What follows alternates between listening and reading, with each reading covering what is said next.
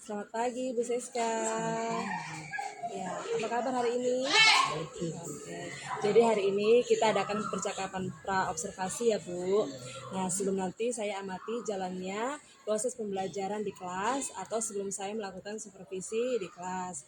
Nah adapun tujuannya dilakukan supervisi adalah untuk mengetahui dan juga mengevaluasi jalannya proses pembelajaran yang Ibu lakukan. Dan kenapa sekarang kita melakukan percakapan pra-observasi sebagai persiapan awal sebelum nanti Ibu melakukan kegiatan pembelajaran agar lebih siap dan lebih percaya diri sehingga memberikan pembelajaran terbaik bagi murid. Begitu ya Bu? Nah, ada beberapa pertanyaan nih yang akan saya sampaikan ke Ibu Siska. Yang pertama berkaitan dengan tujuan. Kalau boleh tahu nih, apa tujuan pembelajaran yang ingin Ibu capai?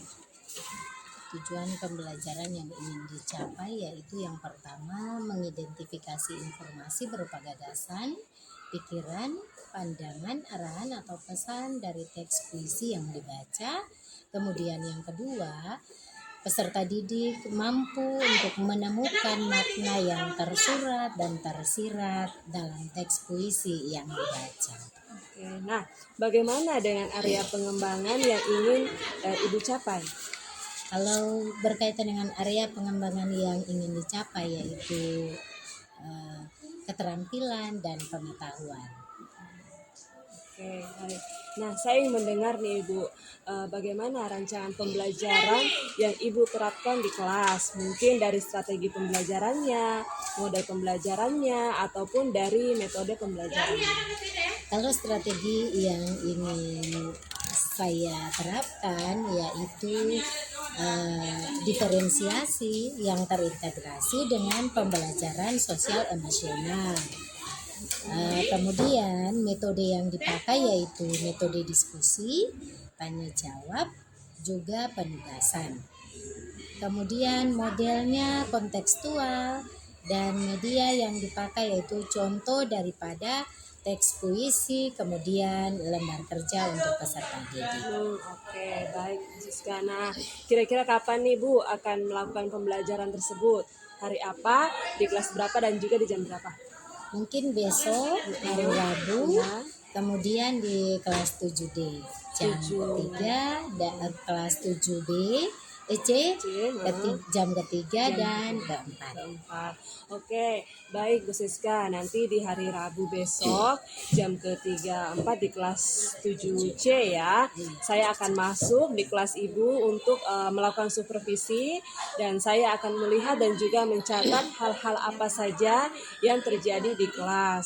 Nah, nanti setelah Ibu melakukan proses pembelajaran, kita adakan percakapan terakhir yaitu percakapan pasca observasi. Nanti akan didampingi oleh pengajar praktik. Nah, baik Ibu Siska, sebelum kita akhiri, apa yang Ibu dapatkan dari hasil percakapan pra-observasi ini? Ya, mungkin gambaran untuk mempersiapkan cara-cara untuk mengajar di kelas dengan baik. Kemudian dari segi metodenya, modelnya, kemudian medianya, semua bisa dipersiapkan. Oke, baik. Terima kasih Bu Siska yang sudah bersedia berbincang-bincang dengan saya di percakapan pra-observasi ini. Sampai bertemu di kegiatan observasi kelas hari Rabu besok. Oke, terima kasih Bu Siska. Selamat pagi. Selamat pagi. Selamat pagi semuanya. Sebelum kita mulai pembelajaran kita di saat ini, minta satu orang untuk maju pimpin kita di dalam ini.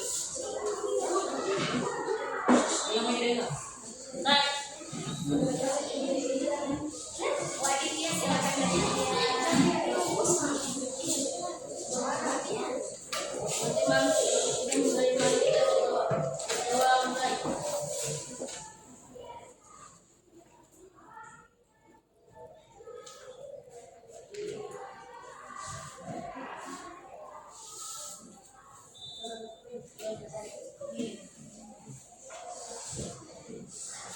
Jadi salam kepada Ibu Guru. Selamat pagi, Ibu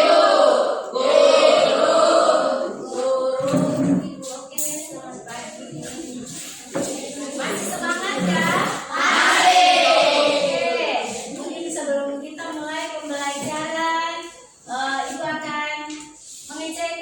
penerapan atau konsentrasi kalian dulu. Kalau ibu bilang, jadi kalian harus mengikuti apa yang ibu ucapkan. Oke? Oke. Jadi kalau ibu bilang merah, kuning, hijau, merah, kalian ya mengikuti. Oke? Bisa? Bisa. Ya. Merah, kuning, hijau, merah, kuning. Merah, kuning, hijau, merah, kuning. Merah, kuning, hijau. Merah, kuning, hijau. Merah, kuning, hijau, hijau. Merah, kuning, hijau, hijau. Ada berapa jumlah merah? Ada dua. Oke, berarti hanya beberapa yang masuk. Harus mengikuti apa yang ibu sampaikan atau ucapkan.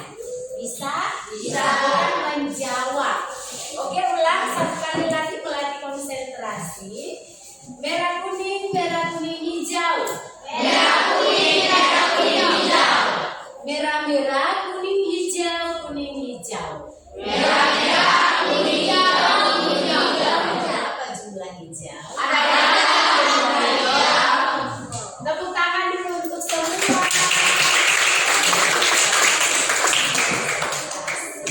Bagaimana perasaan kalian hari ini? Oke, ada yang sedih kan? Tidak. Ada. Kalian itu sedih? Tidak. Karena lapar. Jadi mungkin besok-besok itu bangun tempo lebih awal supaya bisa sarapan dan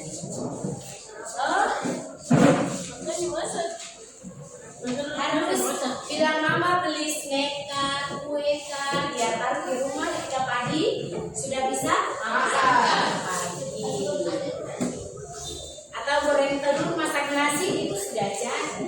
Oke? Ya, sekarang kita masuk dengan materi kita hari ini, yaitu membaca dan menginterpretasi makna dalam puisi rakyat.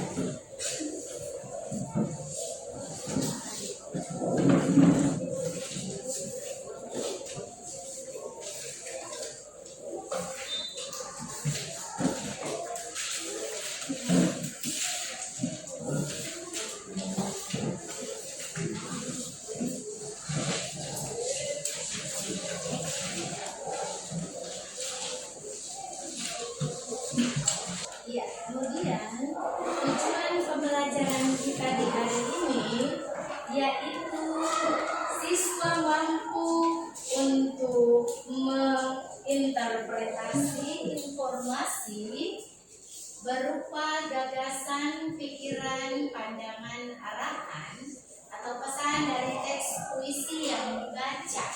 Kemudian yang kedua, siswa mampu menemukan makna yang tersurat dan tersirat dalam puisi yang dibaca. Kemarin kalian sudah mencatat tentang puisi rakyat. Nah, puisi rakyat, masih ingat kira-kira puisi rakyat itu dia terbagi atas beberapa jenis. Puisi rakyat yang terbagi atas berapa jenis? Oke, Fadila silakan. 3. Pertama ada gurindam, 2 pantun, 3 syair. Iya, jadi ada gurindam, pantun, dan syair.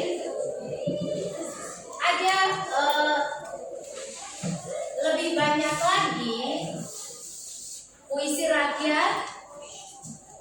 Jenis puisi rakyat hanya saja yang sering sekali dibahas, yang sering sekali didengarkan, yaitu gurindam, pantun, dan syair. Kira-kira kalian tahu artinya? Perbedaan antara pantun, puisi, dan gurindam. Tahu? Ada yang tahu perbedaannya?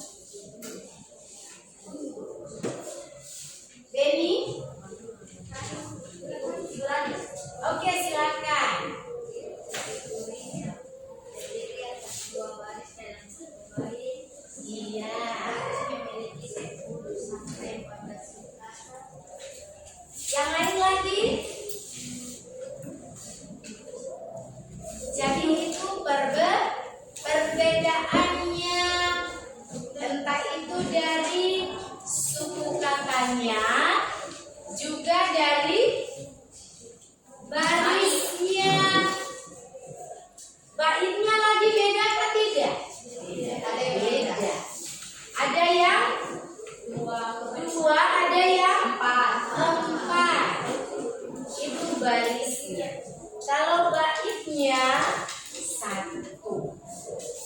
Hanya saja yang membedakan yaitu barisnya.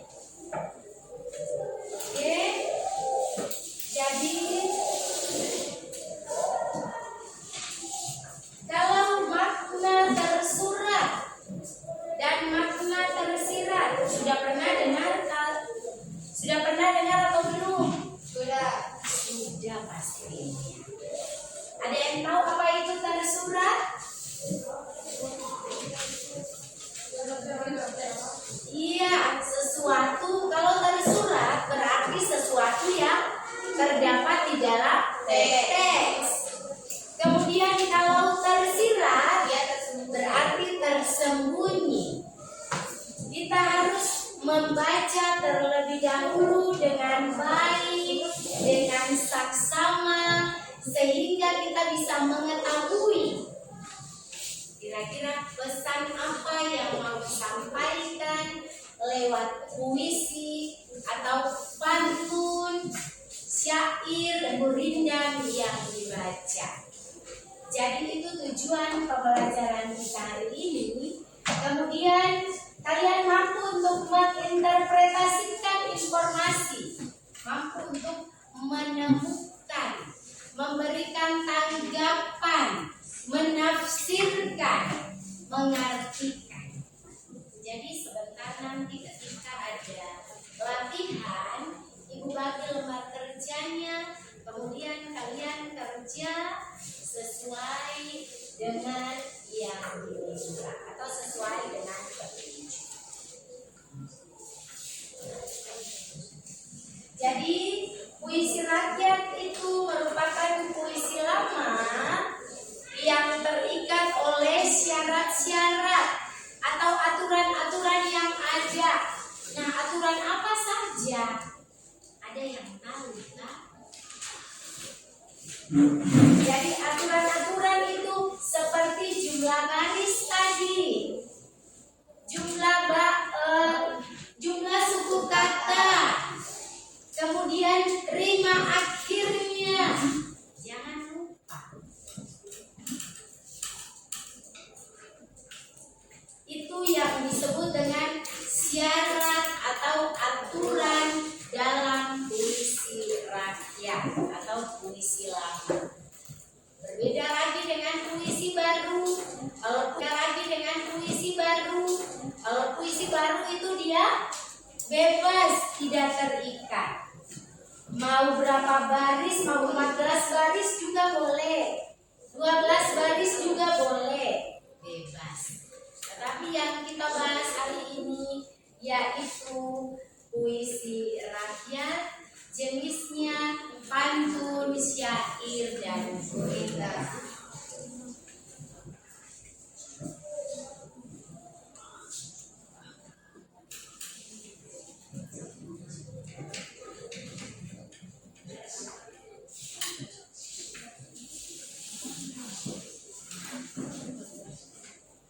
Nah, perhatikan contoh berikut ini.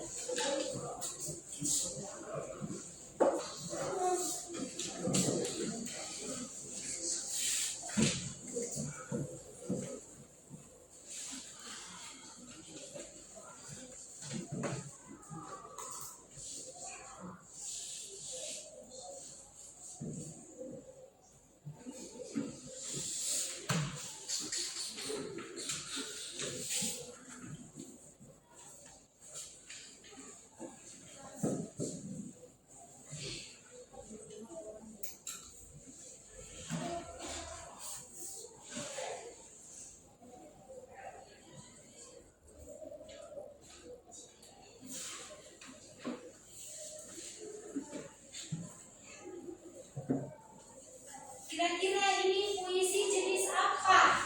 Gurindam. Jenis gurindam. Dilihat dari jumlah barisnya dalam satu bait. Jadi, jika hendak mengenal orang berbangsa, lihat kepada budi dan bahasa. Ini berarti termasuk dalam makna yang masih tersirat. Jadi kita harus baca baik-baik, memahaminya, mengerti, baru bisa tahu maksudnya apa, maknanya apa. Jadi dari gurindam yang ada, maksudnya atau maknanya adalah ketika kita ingin mengenal orang yang baik hatinya, yang mulia, berarti kita bisa lihat kepada budi dan bahasa. Artinya kita bisa lihat tutur katanya, tindakannya.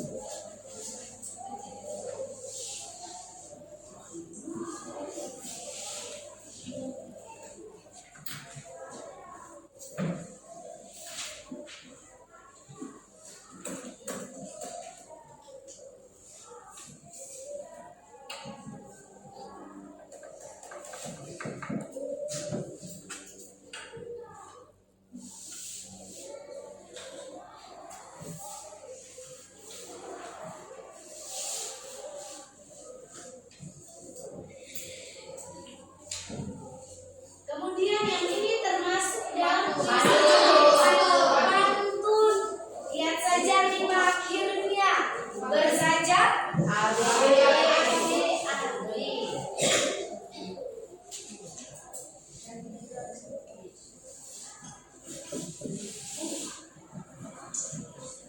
kemudian artinya apa atau maksudnya apa?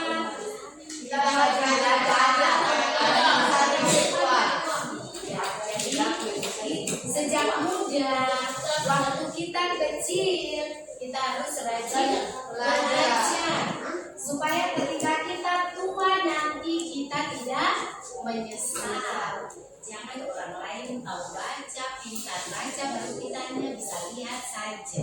Nanti orang lain bisa menipu kita karena kita tidak tahu baca, kita tidak tahu. Oke, kemudian yang berikut.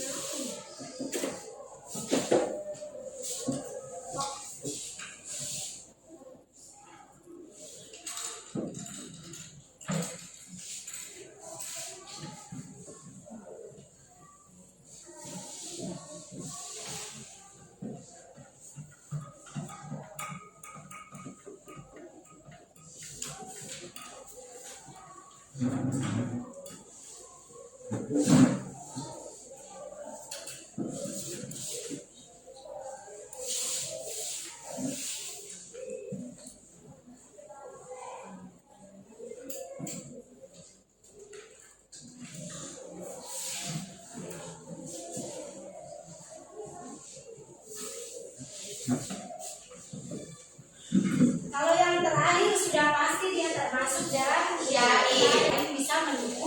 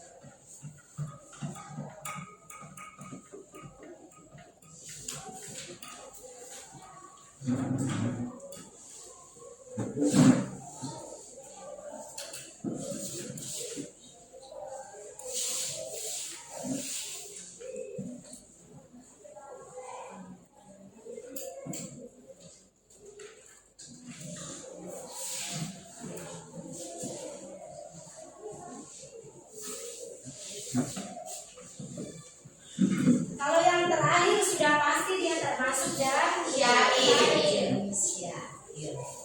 Karena 4 baris, kemudian terima akhirnya yaitu A.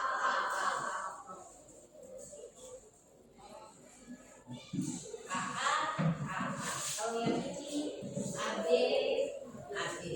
Kalau yang ini karena hanya dua baris saja. Kemudian artinya apa? Bahwa kita harus menghindari, menjauhi perbuatan-perbuatan jahat, juga perbuatan-perbuatan maksiat. Supaya kemudian kita harus sering-sering meminta ampun, harus bertobat supaya kelak kita bisa selamat baik di dunia maupun di akhirat. Ada yang mau bertanya terkait dengan penjelasan Ibu saat ini? Sebelum nanti Ibu kasih latihan, ada yang mau bertanya?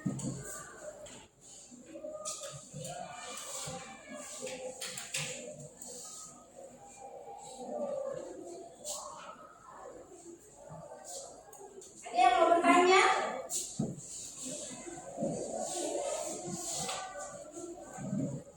Oke, kalau tidak ada yang bertanya, Ibu ambil kesimpulan saja sudah mengerti. Tapi tidak selamanya diam itu emas. Iya. Jadi kalau yang mau bertanya silakan. Jangan sampai sebentar nanti kerja, karena ini kerja kelompok, jadi harus kerja sama. Nanti bertanya bikin video. Sekarang Ibu kasih kesempatan untuk bertanya. Silakan bertanya. Ada ketiga Dilvan mau bertanya? Sebentar tidak tanya-tanya kemana.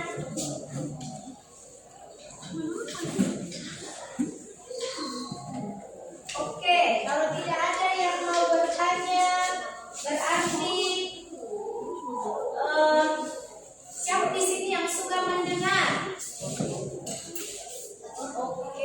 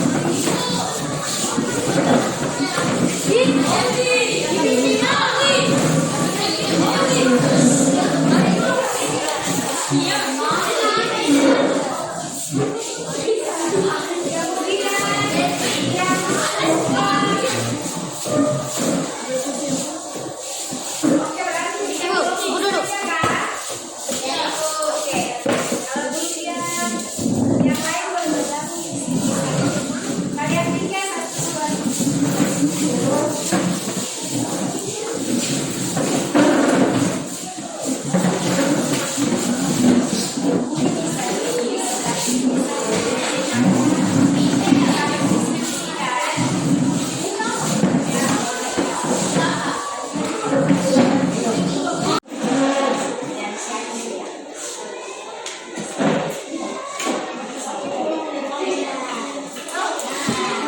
yang membaca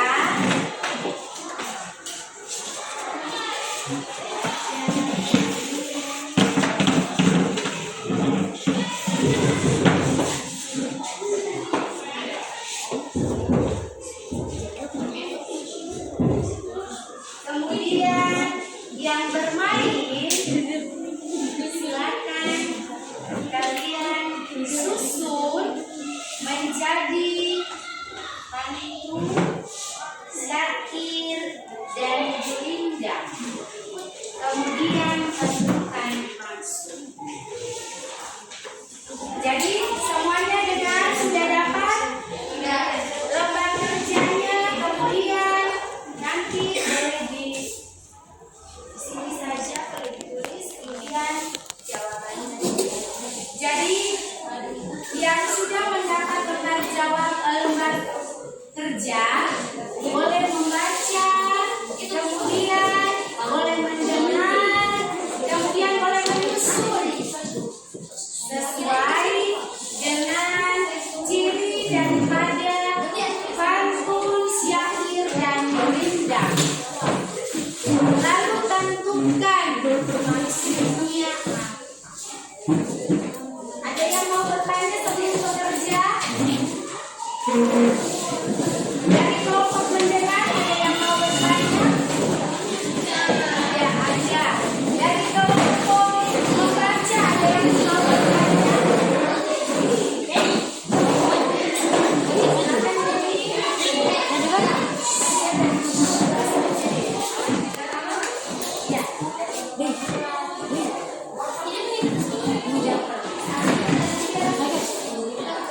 Jadi mungkin